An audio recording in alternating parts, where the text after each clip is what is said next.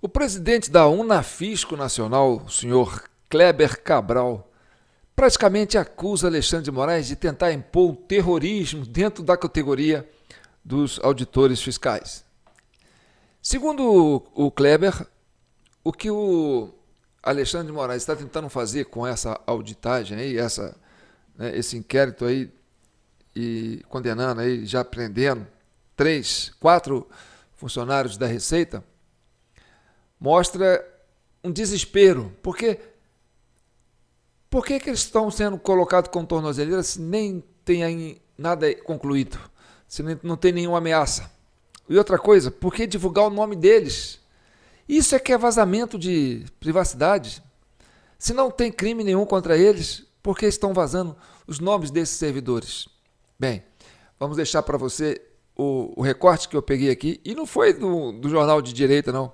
Foi da Globo News, que fez questão de entrevistar o senhor Kleber Cabral, presidente da Unafisco Nacional. E ele não deixou barato, não, né? Ele entendeu direitinho qual que é a jogada do Alexandre de Moraes.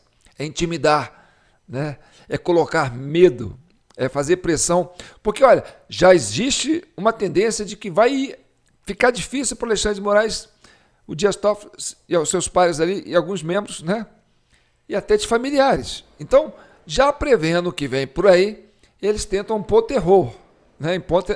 Tentam impor um terror em cima, né, da Receita, para dizer que está por cima da carniça, que eles é que estão tentando fazer coisa errada. É uma forma de tentar ameaçar. Olha, não mexa com a gente, porque se mexer com a gente, nós vamos fazer isso com vocês. Então, é quase um 8 de janeiro para cima da Receita Federal. Impor medo. É quase um terrorismo. Preste atenção.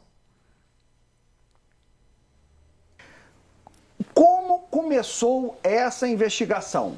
Foi peticionado a Receita pelo Alexandre de Moraes, mas com base em que vazamento? Olha, Otávio, o que a gente sabe são basicamente o contrato de 129 milhões que foi trazido ali pela Malu Gaspar e a informação do Lauro Jardim da variação patrimonial da esposa. Agora, quando isso é sempre colocado como um ataque à instituição, então coloca todos os ministros, aí coloca o PGR, aí coloca os parentes até não sei qual grau, entendeu?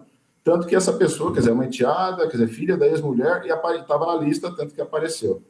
E aí, é o que eu digo, na nossa visão, na nossa leitura, é uma forma de... Vai ter algum falso positivo, entendeu? Essas pessoas aí que são funcionários do cerco, se tiver alguém fazendo como estão levantando, que ele estava imprimindo declarações dos ministros e vendendo, é um vexame enorme para a administração da Receita. Eu quero crer que isso não vá se confirmar, né? Porque, veja, alguém que está lá no CAC Laranjeiras, no Rio de Janeiro, está imprimindo declaração de imposto de renda dos ministros espalhados pelo país. Isso aí era para chamar a atenção muitíssimo. Vai dar o sistema alerta para ele, para todo mundo. Eu acho muito improvável que isso se confirme. Mas vamos ver. Eu posso dizer pelo auditor fiscal que isso em absoluto aconteceu. Quando apareceu essa confusão, que ele fez e reconhece, entendeu? Mas nós precisamos ter um pouco de proporcionalidade. Quer dizer, ele sabia que ao confessar isso, a corregedoria vai abrir um PAD, ele vai lá ser ouvido e ele vai ser penalizado, conforme diz o manual. Ele vai levar uma advertência. É isso que ele esperava, e não receber a Polícia Federal às 6 horas da manhã, né, fazendo mandado de busca na sua casa e botando uma tornozeleira. Né? Privação de liberdade é algo que precisaria ser motivado. Então, enfim, já cansamos de falar dos inquéritos das fake news, da falta de respeito ao devido processo legal, e a gente está muitíssimo preocupado que isso tenha acontecido novamente.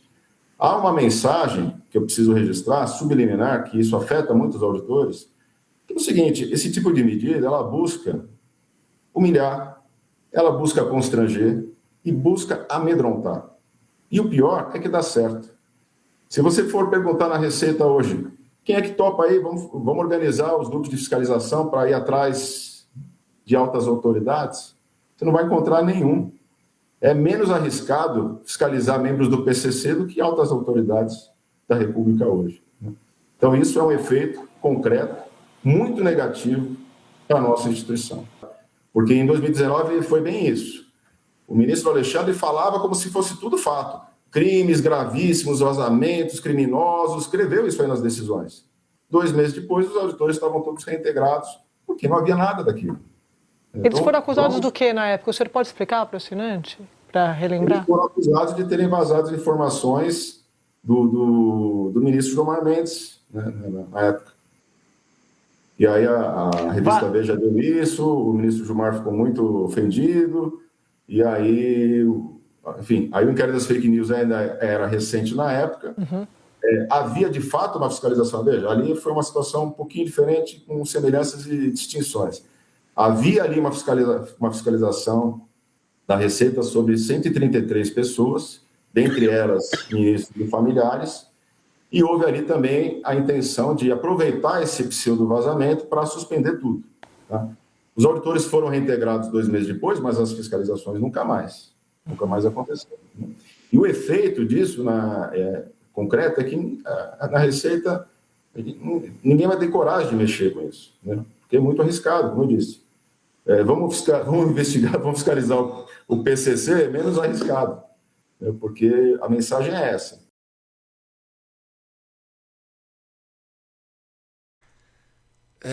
A mensagem é essa. Vamos fiscalizar o PCC, que é muito menos arriscado do que fiscalizar essa cúpula aí. Então, é um terrorismo do 8 de janeiro para cima dos auditores fiscais da Receita Federal. Para pôr medo, para intimidar. Falar assim, não vem não, que não tem. Não mexam com os nossos parentes. Não mexam com a gente. Se mexer, nós vamos para cima. E eu acho que a Receita não vai baixar a cabeça para essa turma, não. Porque isso aí não é bolsonarismo, não. Isso aí não é a direita, não. Eles estão mexendo, quer dizer, o Alexandre de Moraes está mexendo com o Estado brasileiro. Aí, para você ter uma ideia, foi na Globo News essa matéria, entendeu? Na revista, no portal UOL, o Josias de Souza lá, está detonando o Alexandre de Moraes. Achando um absurdo ele fazer isso. Então, ninguém está a favor dele, não. Ele está sozinho, ele vai cair, entendeu? E não vai ficar ninguém do lado dele. E não adianta essa intimidação, não. Inclusive, seus próprios pares que estão ali no STF, muitos deles, já estão com medo dele. Né? Dele, em vez dele usar esses sistemas aí para descobrir, fazer esse rastreamento aí, pode ser que até mesmo seja o Alexandre de Moraes que esteja aí fuçando, entendeu? Para descobrir o que os familiares dos outros ministros têm para poder intimidar eles. Vocês ficam do meu lado, senão eu vou detonar vocês. Vou colocar os podres de vocês para fora. Entendeu? Tem mais um restinho aqui que eu separei. Eu sempre faço um recorte, entendeu? Para ficar bem enxuto, para ficar fácil para vocês. Vamos acompanhar. Dos 4, um é auditor fiscal. E é sobre ele que eu posso falar. Os outros 3 têm outros cargos. Porque, veja, esses outros cargos, eles têm acessos muito mais simples. Então, uma pessoa que trabalha lá no atendimento, ela não tem os acessos, não deve ter, tá? Em tese, não deve ter acesso a sistemas que levariam a esses vazamentos de informações que supostamente ocorreram, que estão sendo avaliados. A razão de ser desse movimento todo, o que foram? As informações que a imprensa trouxe. O contrato de 129 milhões. Aí eu pergunto para vocês, desde quando a Receita ia arquivar esse documento, esse contrato? Aí as empresas entregam para a Receita um contrato, quando fazem contrato de advocacia com o seu cliente? Não. Isso não é um documento que estaria com a Receita. Então não é da Receita que vazou esse documento. Esse documento pode ter vazado de inúmeros lugares.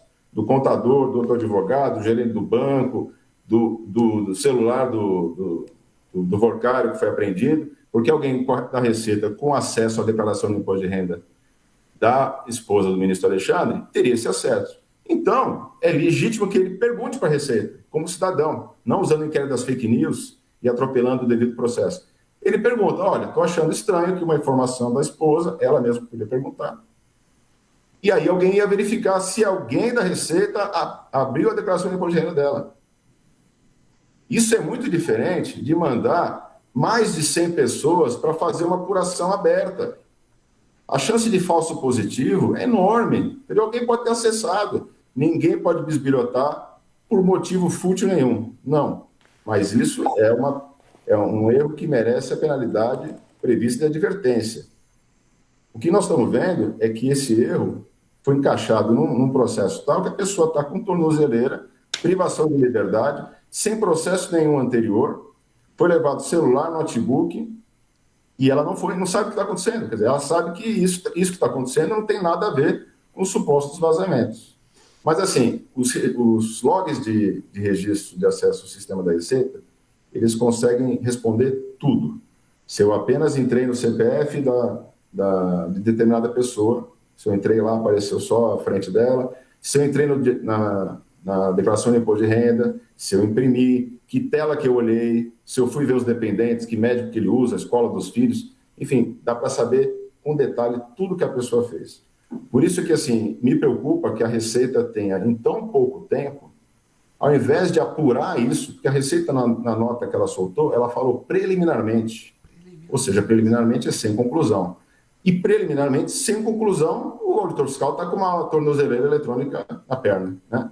Então, assim, me preocupa que a Receita tenha entregue essas cabeças aí ao PGR e ao STF, sem primeiro fazer todas essas apurações para saber se tem algum... Afinal, alguém olhou o DPF da Viviane Barsi? Se olhou, quem é? Isso dá para ver claramente. Agora, a pessoa pode ter acessado o CPF de um parente de terceiro grau de sei lá quem que não está na história.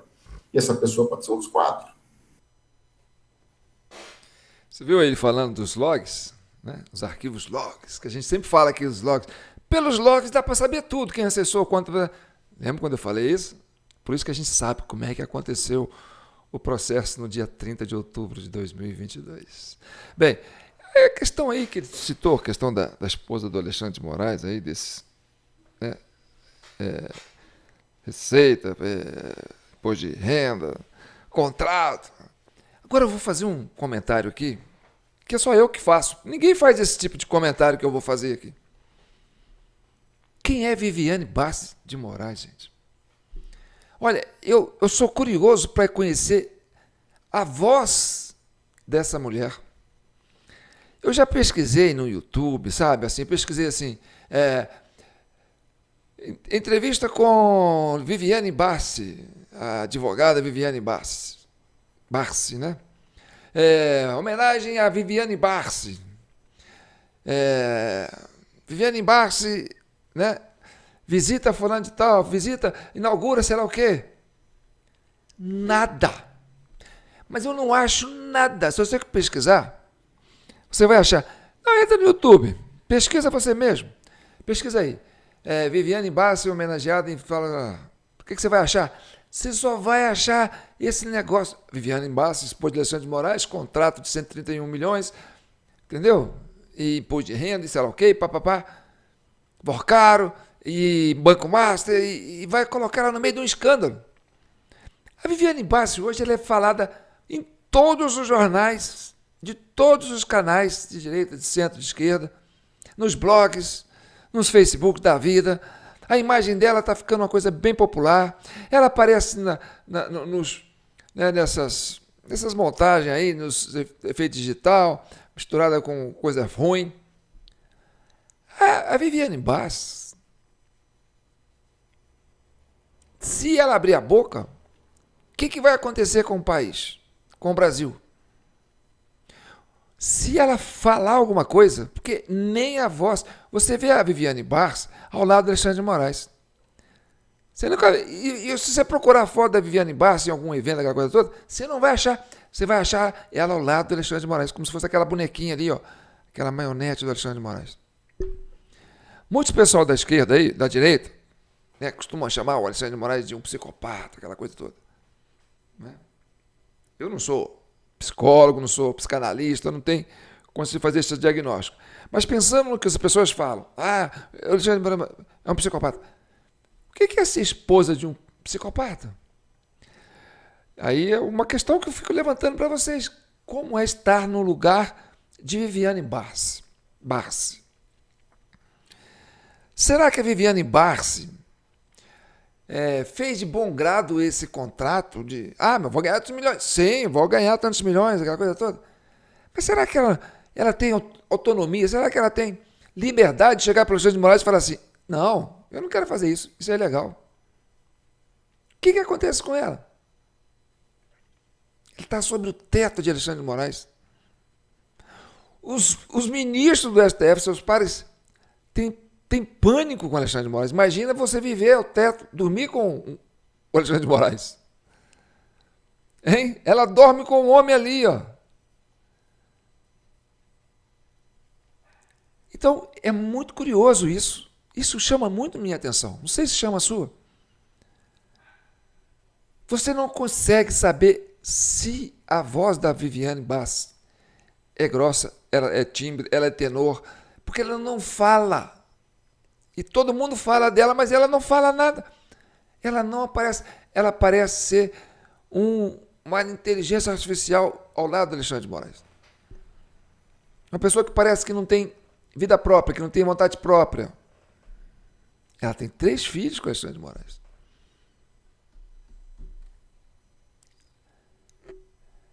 O que acontece se Viviane de Moraes abrir a boca, falar alguma coisa?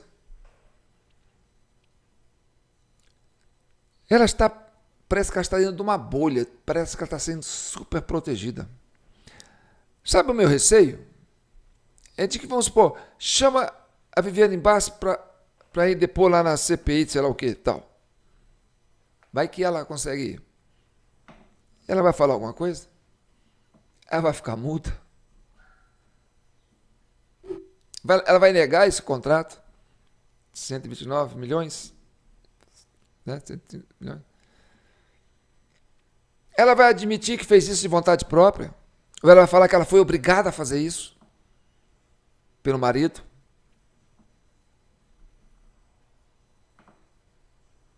Porque, gente, a pessoa tem que ter conteúdo. E a Viviane Bas, você não acha conteúdo da Viviane Bas. Você não acha nada. Eu fico até com dó dessa mulher, porque quando você pesquisa sobre ela, Viviane Bas de Moraes, no YouTube, só vai aparecer esse escândalo. Ela é a mulher do Alexandre de Moraes. Ela é a mulher do contrato. É o que você sabe sobre ela. Você não sabe se ela gosta de marrom, se ela gosta de preto, se ela gosta de azul. Você não sabe do que ela gosta de comer, se ela gosta de comer camarão, se ela gosta de comer peixe, né, salmão. Você não sabe se ela é vegetariana, se ela é cristã, se ela é católica, se ela é evangélica. Você só sabe que ela é esposa do Alexandre de Moraes, que é uma advogada e tem um escritório e que pegou 120 milhões no contrato com o Banco Master. O que acontece? Eu fico esperando o momento de poder escutar a Viviane Bas, a voz, o som da boca da Viviane Bas. Porque ela está blindada de tudo quanto é jeito. E ela tem vida própria. Ela é uma pessoa. Eu acho que ela é um ser humano. É uma mulher. E ela está sendo, assim, achincalhada. E ela não se defende. Ou não a deixa se defender. Ela está sendo humilhada e ela não tem o direito de falar em defesa dela. Ela está sendo quase se colocando como a Geni do Zeppelin, da música do Chico Buarque.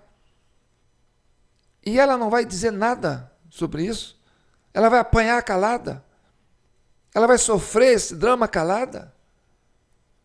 Eu sei que só de ser mulher do Alexandre de Moraes deve ser um drama, mas ela vai sofrer isso, ela vai ver a sua imagem sendo assim exposta dessa forma, e ela não vai dizer uma palavra em sua defesa. Essa é a minha preocupação. E eu quero dividir isso com vocês, tá certo? Porque a gente fica muito nessa especulação, né? Moraes, a esposa de Moraes. Mas e a Viviane? A mulher Viviane, a esposa Viviane, a mãe Viviane, a profissional Viviane, a amante Viviane. Cadê ela? Cadê essa mulher de carne e osso Ela existe? Ela tem vontade própria? Ela tem sentimentos? Ela pode falar por ela? Ou ela está proibida de falar por ela? Ela está refém dessa situação?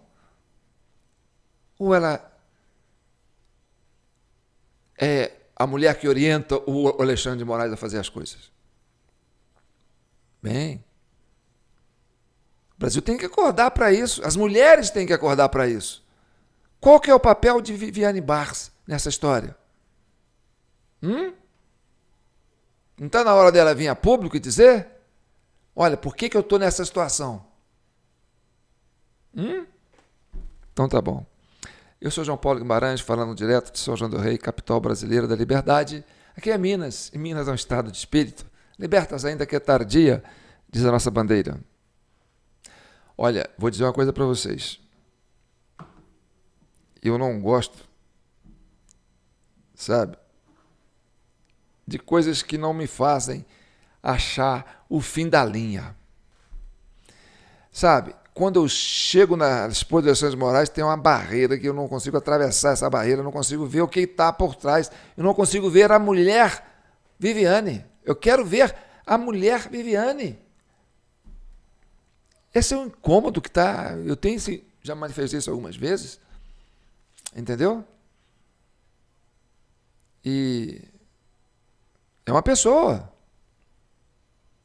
que está apanhando aí de ponta a ponta, em todos os canais, de cabo a rabo, direita, esquerda, blá, blá, blá, entendeu? Está virando, está na boca do povo, está no bar, está no boteco, está na academia, entendeu? Está nas músicas de escola de samba, nas chacotas, das piadas.